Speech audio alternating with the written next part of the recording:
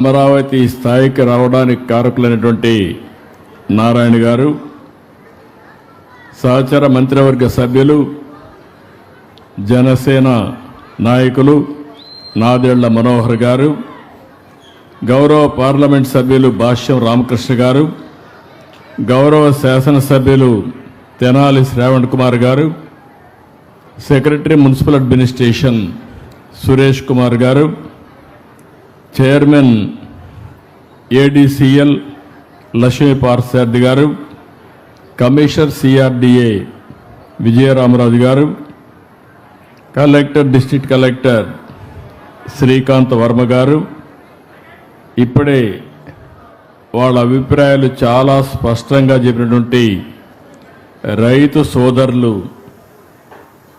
గాదే లక్ష్మారెడ్డి గారు, ఇంకొక పక్క తెలమేకుల నాగేశ్వరరావు గారు, ఒక స్ఫూర్తిని ఒక త్యాగాన్ని నేను రెండూ వాడుతున్నాను. ఎందుకంటే ఇక్కడుండే రైతాంగం ఆ రోజు మొత్తం అయోమయం ఏమవుతుందో తెలియదు. నారాయణ గారు మీ దగ్గరికి వచ్చారు. ఎక్కడ రాజధాని కట్టాలనో కూడా అనుమానం. ఆనాడు ప్రభుత్వం పోతూ పోతూ ఒక సెంట్రల్ ప్లేస్ విజయవాడ గుంటూరు అని ఉంటే సమస్య ఉండేది కాదు. అది చెప్పకుండా ఒక కమిటీ వేశారు. హైదరాబాద్ రాజధాని 10 సంవత్సరాలు కామన్ క్యాపిటల్గా ఉంటుంది. ఆ తర్వాత ఆంధ్రప్రదేశ్ రాజధాని నిర్ణయించడానికి ఒక కమిటీ వేస్తున్నామని శివరామకృష్ణ ఆధ్వర్యంలో ఒక కమిటీ వేశారు.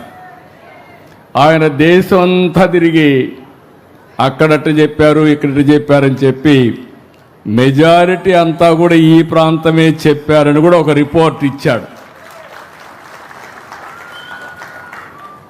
ఆ రోజు అసెంబ్లీలో చర్చ వచ్చింది.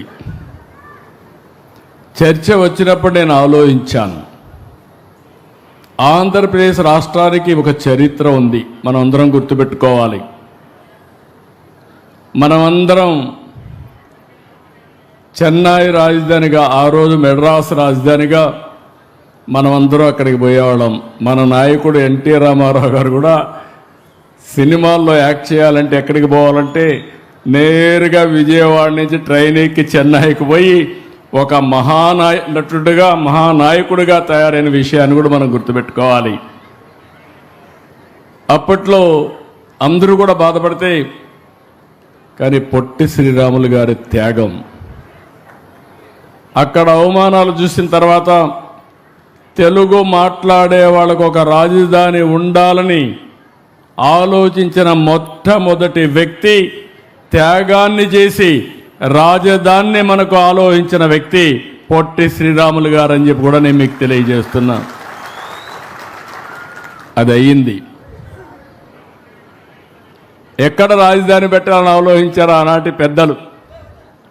కొంతమంది విశాఖపట్నం, అప్పుడుండే కమ్యూనిస్టులు ఇక్కడ, కొంతమంది కర్నూలు అనుకుని మళ్ళీ రాష్ట్రం అంతా కలిసి ఉంటుందని చెప్పే ఉద్దేశంతో తాత్కాలిక రాజధాని కర్నూలు, అదే మరి హైకోర్టు గుంటూరులో పెట్టి పెద్ద మనుషులు ఒక ఒప్పందానికి వచ్చారు. 1 సంవత్సరంలో మళ్ళీ 2-3 ఏళ్లలో బోరుగుల రామకృష్ణరావు గారు త్యాగం చేసి ముఖ్యమంత్రి పదవికి రాజీనామా చేసి ఆంధ్రప్రదేశ్ రాష్ట్రాన్ని ఏర్పాటు చేయడానికి దోహదం చేశాడు. అదే మొట్టమొదటి భాషా ప్రయుక్త రాష్ట్రాల్లో మొట్టమొదటిది ఆంధ్రప్రదేశ్, తర్వాతనే అనేక రాష్ట్రాలు వచ్చాయి. మీరు నేను ఇక్కడ ఉండేవాళ్ళు కొంతమంది అయితే చాలా సంవత్సరాలు, నేను 78 ఎమ్మెల్యే అయితే నేరుగా హైదరాబాద్లో సెటిల్ అయ్యాను. అక్కడి నుంచి ఎందుకంటే నేను మంత్రి కావడం, పార్టీ అధ్యక్షుడు కావడం, ముఖ్యమంత్రి కావడం, రాష్ట్రం అంతా రన్ చేయాలి కాబట్టి అటు తెలంగాణ ఇవన్నీ చేశాం. 2014 మళ్ళా బైఫర్కేషన్. ఆ రోజు కూడా నేను ఒకటి ఆలోచించాను, మీరు గుర్తుపెట్టుకోవాలి. భగవంతుడు నాకు కొన్ని అవకాశాలు ఇచ్చాడు, ఆ అవకాశాలని సద్వినియోగం చేసుకున్నాను. కొన్ని జీవితాల్లో కొన్ని అవకాశాలు వస్తాయి. సద్వినియోగం చేసుకున్న వాళ్ళం మనకు ఒక తృప్తి ఉంటుంది. ఎందుకంటే మనకి ఇచ్చిన అవకాశాన్ని సద్వినియోగం చేశామని. ఇప్పుడే మనోహర్ గారు వస్తూ ఒక మాట అన్నాడు, సార్ మీరు హైటెక్ సిటీ కట్టారు, అది మహానగరం అయింది, హంబుల్ వే మీరు ఇది స్టార్ట్ చేశారంటే హంబుల్ కాదు, ఇది గ్రేట్ విజన్కి మొదటి సక్సెస్ మాత్రం అని చెప్పాను. విభజన జరిగింది ఆ రోజు, మీరు అందరూ హైదరాబాద్ పెట్టిన నన్ను చాలామంది ఎగతాళి చేశారు. నేను హైటెక్ సిటీ కడితే ఆనాటి రాజకీయ నాయకులు హైటెక్ సిటీ కడితే ఏమవుతుందన్నారు. ప్రపంచంలో అధినేతలంతా హైదరాబాద్కు వస్తే మీరు ఒక రోడ్డు వేశారు, హైటెక్ సిటీ నుంచి ఎయిర్పోర్ట్ వరకు మీరు షో చేస్తున్నారు, దీనివల్ల ఏమీ రాదన్నారు. నేను ఒకటే సంకల్పం, తెలుగు జాతి గర్వపడే విధంగా ఒక మహానగరాన్ని నిర్మాణం చేయాలనే సంకల్పంతో అడుగడుగునా ముందుకు పోయి హైదరాబాద్ నిర్మాణం చేశాం. 162 కిలోమీటర్ల ఔటర్ రింగ్ రోడ్డు. ఎవరన్నా ఆలోచించడానికి కూడా సాహసం చేయడానికి అప్పుడు వీలు కాదు, ఎందుకంటే రోడ్లు వేయాలంటే అసాధ్యమైన పని. అక్కడి నుంచి ఈరోజు మీరు హైదరాబాద్ చూశారు. విభజన జరిగింది. విభజన జరిగిన తర్వాత నేను ఇప్పుడు కూడా చెప్తున్నాను, హైదరాబాద్ నిర్మాణం చేశాం. తెలంగాణ రాష్ట్రానికి హైయెస్ట్ పర్ క్యాపిటల్ ఇన్కమ్ ఒక్క సైబరాబాద్ వల్ల, ఔటర్ రింగ్ రోడ్డు వల్ల ఈరోజు తలసరి ఆదాయంలో దేశానికి ఆదర్శంగా హైయెస్ట్ తలసరి ఆదాయం తెలంగాణకు వస్తుందంటే తెలుగు జాతి తరపున నేను గర్వపడుతున్నానని మరొక్కసారి మీకు తెలియజేస్తున్నా. నాకు ఎప్పుడూ ఒక బాధ ఉండేది, ఆ బాధ అక్కడ చేశాం. 42% బాగుపడ్డారు, సంతోషం. ఇక్కడ 58% ఉన్నారు, ఏం చేయాలి అని ఎప్పుడు నా మనసులో బాధ, ఆవేదన ఇప్పుడు కూడా ఉంది. అక్కడి నుంచి నేను ఆలోచించినప్పుడు రాజధాని లేకపోతే మనం ఏం చేయలేము.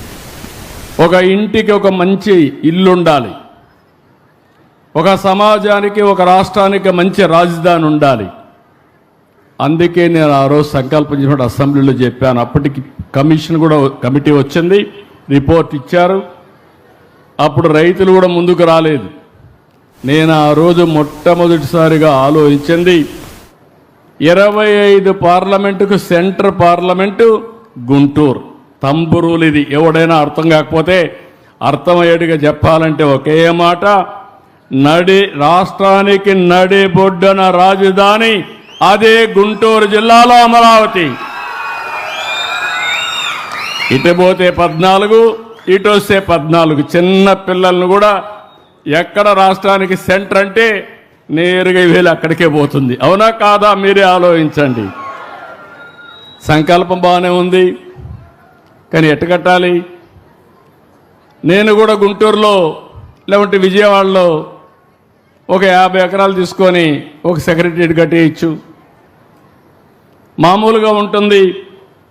కానీ భవిష్యత్తు ఏంటని ఆలోచించినప్పుడు నాకు అనిపించింది, దీన్ని ఒక మహానగరం చేయాలి. ఏ విధంగా చేయాలని ఆలోచించినప్పుడు మొట్టమొదటిసారిగా మేము మాట్లాడుతూ ఉంటే నారాయణ గారు మేమందరం ల్యాండ్ పూలింగ్ అనే కాన్సెప్ట్ వచ్చింది. రాజధాని నిర్మాణంలో రైతుల్ని భాగస్వాములు చేస్తే ఎట్లుంటుందని. చాలా బాగుంటుంది, ఎవరున్నారు కనుక్కోండి, ఎవరో వస్తారు కనుక్కోమన్నాం. అప్పుడు వస్తే విజయవాడ, గుంటూరు, మంగళగిరి, ఒక పక్కన అమరావతి ప్రాంతం. అక్కడ ఆలోచించినప్పుడు రైతాంగానికి ఆలోచనిస్తే మీరందరూ ముందుకు వచ్చారు. దేనికోసం వచ్చారంటే, నేను సైబరాబాద్ నిర్మాణం చేయకపోయి ఉంటే మీరు వచ్చేవాళ్ళు కాదు, నా మీద నమ్మకం ఉండేది కాదు. ఆ సిటీని చూసిన తర్వాత ఇక్కడ కూడా అలాంటి సిటీ అభివృద్ధి అవుతుంది, మా జీవితాలు బాగుపడతాయని ఏకైక అభిప్రాయంతో, నా మీద నమ్మకంతో మీరందరూ ముందుకొచ్చి 58 రోజులు నారాయణ గారు చెప్పినట్టు 33,000 ఎకరాలు 29,000 మంది రైతులు, ఒకరిద్దరు కాదు. ప్రజాస్వామ్య దేశంలో ప్రపంచంలో ఎప్పుడూ జరగలేదు.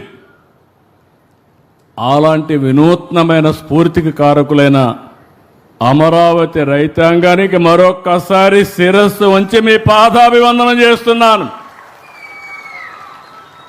మీరు లేకపోతే ఈ రాజధాని లేదు.